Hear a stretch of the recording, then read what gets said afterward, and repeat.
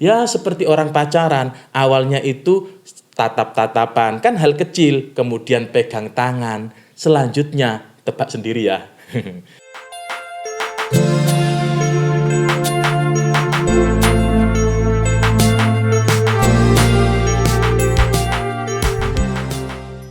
Kita itu sering mikir orang yang minta tolong kecil itu cuma basa-basi. Padahal bisa jadi itu soft opening sebelum misi besar dijalankan. Ibarat mantan yang bilang cuma kangen doang kok. Ujung-ujungnya ngajak balikan. Teknik psikologi mulailah dengan permintaan kecil. Pernah nggak sih teman-teman itu mengalami ada teman yang awalnya itu cuma minta tolong kecil. Contoh, bro pinjam korek dong. Kita kasih, kan sepele. Besoknya naik level, bro pinjam motor ya, bentar doang kok. Besoknya upgrade, bro sekalian pinjam hati adik kamu dong, boleh nggak?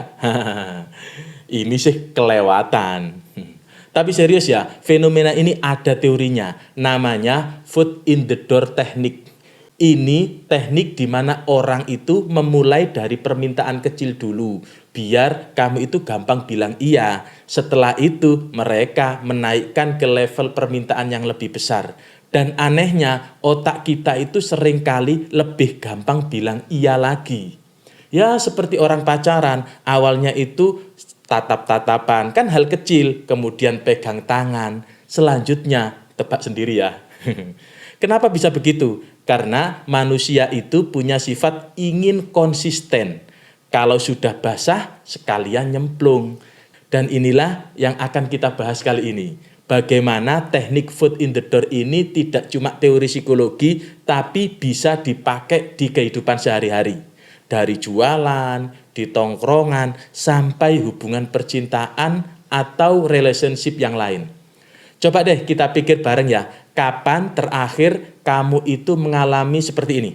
Ada sales online yang bilang, Kak follow dulu aja ya, biar nggak ketinggalan info promo. Kita follow, beres. Beberapa hari kemudian dia DM lagi, Kak lagi ada flash sale nih, cuma sejam loh. Tahu-tahu jari kita sudah klik check out. Atau temen yang bilang, bro antarin aku ke ujung gang dong, deket kok. Pas sudah naik motor, dia nambah, sekalian aja ya ke terminal, masih searah kok. Padahal searah entah di mana. Atau dalam keluarga, anak minta izin, Mah boleh main sebentar ya ke rumah temen. Begitu dikasih, dia lanjut, sekalian nginep ya, biar besok nggak telat sekolah. Kita itu semua pernah mengalami itu. Kadang jadi korban, kadang malah jadi pelaku. Dan kalau dipikir, ini bukan hal kecil, ini memang cara otak kita itu bekerja. Nah, biar lebih berbobot ya, saya kasih cerita tentang awal mula teknik ini. Pada tahun 1966 ada dua psikolog, namanya Friedman dan Fraser.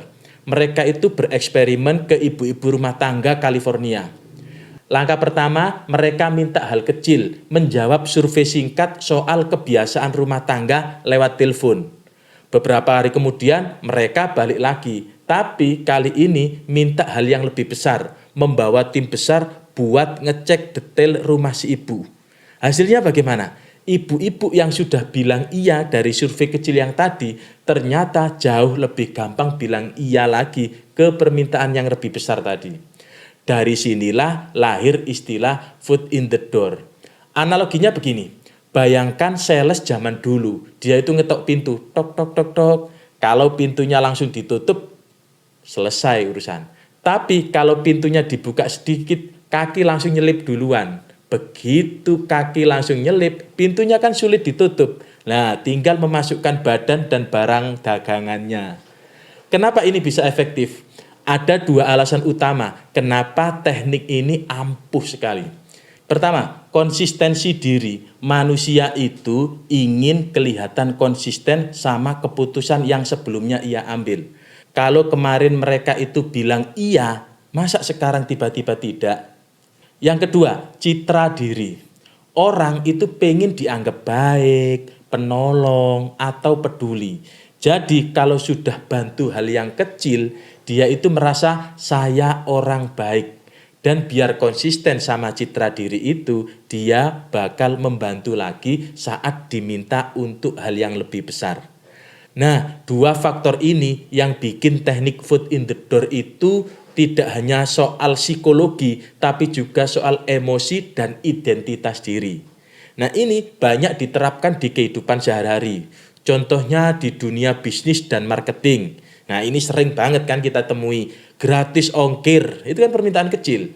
Follow dulu sebelum dapat kupon. Kemudian ikutan giveaway dengan syarat like, komen, dan share. Semuanya permintaan kecil. Begitu kamu sudah menuruti permintaan kecil itu, gampang banget kamu akan membeli barang yang lebih besar. Data dari HubSpot menunjukkan bahwa customer yang pernah interaksi kecil itu berpeluang 50% lebih besar untuk akhirnya membeli produk. Jadi jangan heran kalau brand selalu mulai minta dari hal yang kecil. Dalam hubungan sosial dan pertemanan, contoh paling klasik, temen pinjam barang. Awalnya pinjam pulpen, besoknya buku, lama-lama motor. Kenapa kita selalu menuruti? Karena sudah mulai dari hal yang kecil. Kalau langsung pinjem motor, mungkin kita akan nolak. Tapi karena sudah ada histori bilang iya, kita jadi sulit menolak. Di lingkungan dan keluarga, nah ini anak-anak itu paling jago pakai teknik ini. Awalnya minta es krim 1 sekop saja, besoknya minta 2 sekop saja. Besoknya lagi minta deh yang lain-lain. Tidak hanya anak-anak, perempuan juga sering ahli dalam bidang ini. Ayo tebak, perempuan itu ahlinya apa? Minta kecil dulu, baru kemudian minta yang lebih besar. Tulis di kolom komentar ya, biar rame. Orang yang sudah menyetujui permintaan kecil itu punya kemungkinan 2 kali lipat buat setuju permintaan selanjutnya yang lebih besar. Dalam dunia digital marketing, strategi trial gratis 7 hari atau gratis 1 bulan adalah bentuk foot in the door modern. 70% pengguna yang ambil trial gratis akhirnya lanjut jadi pelanggan berbayar. Fenomena follow dulu, kemudian like, kemudian membeli di Instagram itu juga terbukti. Menurut Social Media Examiner, 54% orang itu lebih gampang beli produk setelah interaksi kecil seperti like atau komen. Kalau kita pikir-pikir, alasan kenapa kita gampang banget terjebak teknik ini bukan cuma soal logika, tapi soal hati. Kadang kita itu tidak enak untuk nolak, kadang kita itu pengen dianggap baik, kadang kita merasa, sudah sekalian saja. Tapi di balik itu ada pertanyaan yang penting, apakah kita benar mau atau cuma terjebak dalam konsistensi semu? Kalau kita tidak sadar, bisa saja kita terus-terusan dimanfaatkan orang lain. Jadi teman-teman, foot in the door teknik itu sangat banyak kita temui di kehidupan sehari-hari. Dari jualan, pertemanan, sampai kehidupan rumah tangga. Bisa dipakai teknik ini. Teknik ini bisa jadi strategi, tapi bisa juga jadi jebakan. Kalau kita jadi pelaku, kita bisa memakai buat hal yang positif, ngajak orang ikut gerakan sosial, jualan dengan cara yang halus, atau ngajak teman berubah pelan-pelan. Tapi kalau kita jadi target, kita harus sadar kapan iya kita itu beneran tulus dan kapan itu cuma jebakan konsisten. Dan ngomong-ngomong soal foot in the door, saya juga mau pakai teknik ini ya. Coba dengerin cerita saya ya sampai habis. Kalau sudah, subscribe dong, biar teman-teman tidak ketinggalan di episode lain. Dan kalau sudah subscribe, sekalian ya share ke teman-teman kalian. Nah, itu juga teknik foot in the door. Saya Kang Mamu, tetap waras, tetap ngopi, dan tetap menjadi manusia yang terus sadar dan bisa mengendalikan teknik psikologi. Sampai jumpa di video selanjutnya.